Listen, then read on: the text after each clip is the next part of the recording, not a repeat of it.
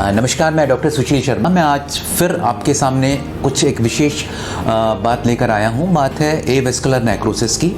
Avascular necrosis जो एक समस्या है, ये एक बहुत पुरानी समस्या है, एक आज की समस्या नहीं है।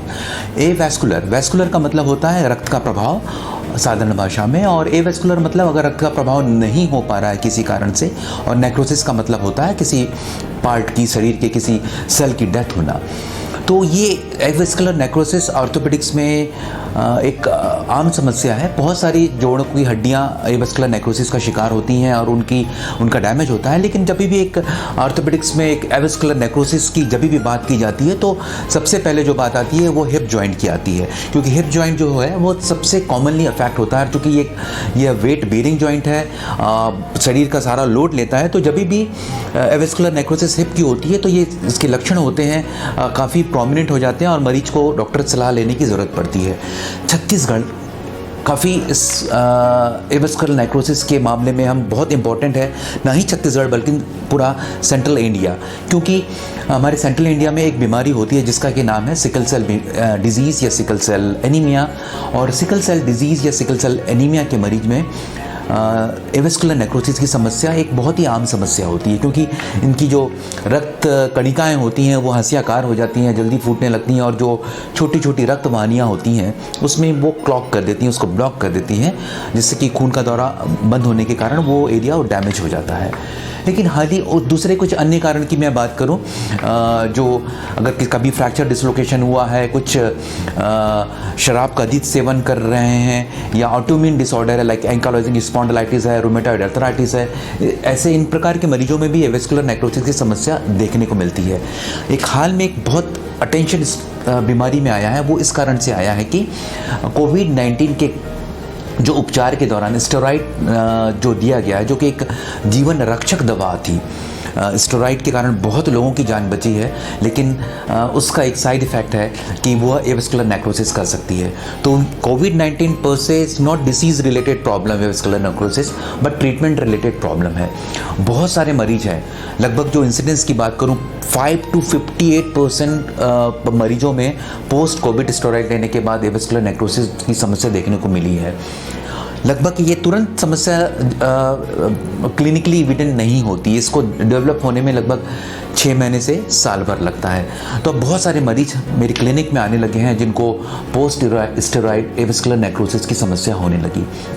जब हमने देखा कि ये समस्या काफ़ी बढ़ रही है, मरीज इसके कारण काफ़ी परेशान हैं, और इसका एंड रिज़ल्ट होता है जॉइंट रिप्लेसमेंट करना।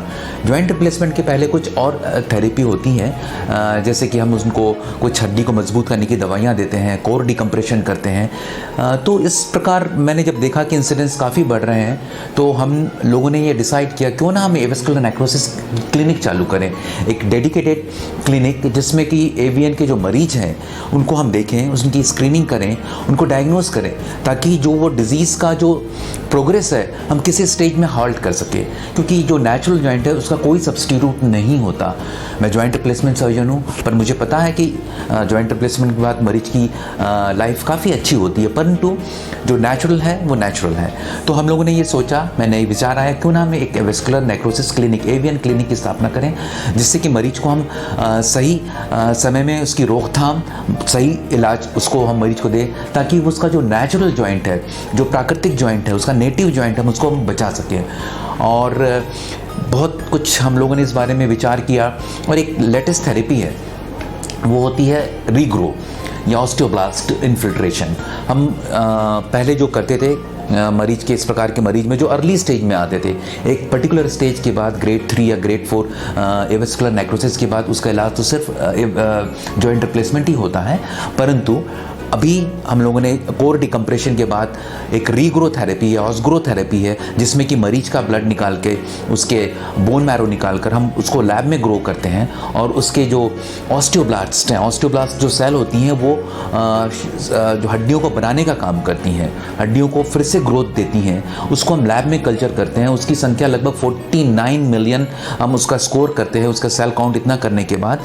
कोर डिकम्प्रेशन मतलब अंदर जो शरीर, जो हिप जॉइंट का हिस्सा उसका जो ख़राब हो चुका है उसको हम एक सर्जिकली उसको डिकम्प्रेस करते हैं, जो अंदर नेक्रोटिक टिश्यू है उसको हम बाहर निकालते हैं और अंदर ये ऑस्टियोब्लास्ट सेल जो लैब में कल्चर की हुई हैं अंदर हम डाल देते हैं, सो दैट वो जो डैमेज हिस्सा है फिर से ग्रो हो और मरीज का जो नेचुरल जॉइंट है, नेटिव जॉइंट है, हम उसको बचा सकें। और ये एक लेटेस्ट थेरेपी है। बहुत सारे मैंने पेशेंट का इसका उपचार किया, बहुत सक्सेसफुल रिजल्ट मुझे मिले, तो मैंने सोचा क्यों ना हम अपने ऐसे मरीज जो कोविड-19 के कारण या सिकल सेल एनीमिया के कारण अफेक्ट हो रहे हैं उनको एक मार्गदर्शन दें, क्योंकि शायद बहुत सारे मरीज को इसकी जानकारी भी नहीं है।